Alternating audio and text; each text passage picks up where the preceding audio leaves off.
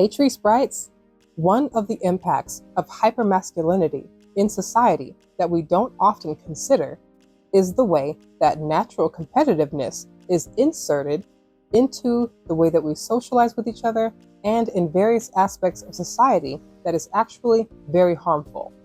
Because, yeah, sometimes it's a dog-eat-dog world, but it's also an altruistic world, because altruism exists all throughout nature. Nature has a balance of competition and altruism. It is something that we humans have lost touch with in this neo-colonial era. In this video, I specifically want to address the way that we have been indoctrinated to pit forms of knowledge against each other. And this was done to support European colonialism and to either steal or erase the knowledge of the ancient past, of ancient civilizations, or of just non-European civilizations.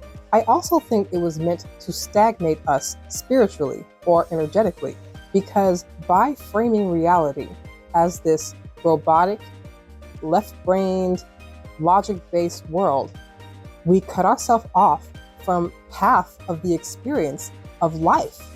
And we also severely limit our understanding of life, ourselves, and reality. All forms of knowledge are important from all cultures throughout all history, whether it's science, whether it's spirituality, whether it's astrology, modern technology, ancient holistic medicine, all of it is relevant. In fact, the more we advance in our understanding of biological mechanisms, the better we are actually able to understand ancient holistic practices centuries to thousands of years later. At the end of the day, the truth in Earth and in the cosmos is just that. It is the truth, and it will remain, and it will be consistent. When we integrate all forms of knowledge from all of humanity, what is truth will show up in consistent patterns between all forms of knowledge, whether or not we understand it. When you look out into nature, when you look out into the sky, the truth is out there, and it is up to us to figure it out, to decipher what it is that we are perceiving with our limited perceptions of our reality. The scientific method is a good basis because of its consistency. However, the method itself is also its limitation, because the scientific method is based on measurable, empirical evidence that can be repeated. Empirical simply means observe, what you can perceive using your senses, and our senses that we have been able to heighten and expand with the advancements of technology, such as our variety of laboratory equipment and microscopes and all of those type of things. But all of those instruments are still based on human senses. So the modern Western scientific method has been around for maybe, I think, 200 years. And human beings have been studying the mechanisms and the patterns in the natural world and in the cosmos for thousands of years.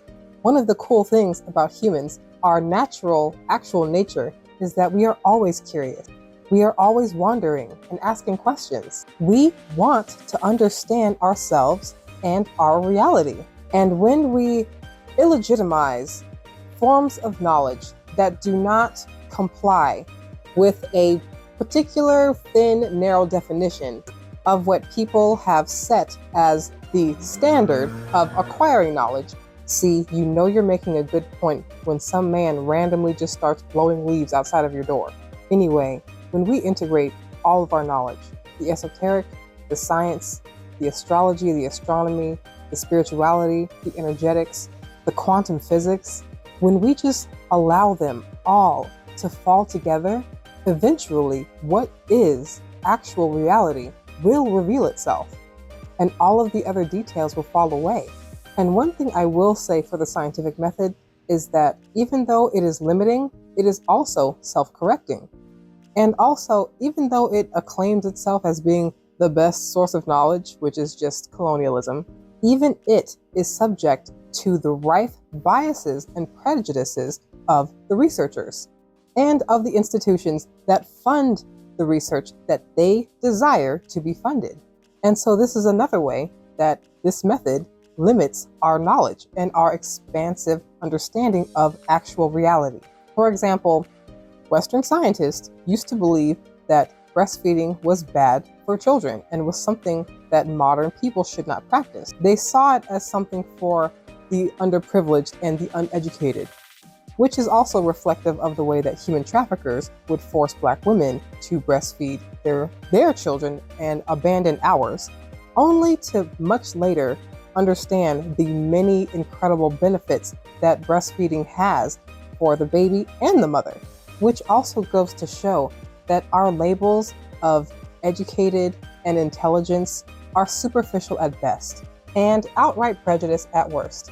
Anyway, expand your thoughts, expand your mindsets, tree spreads.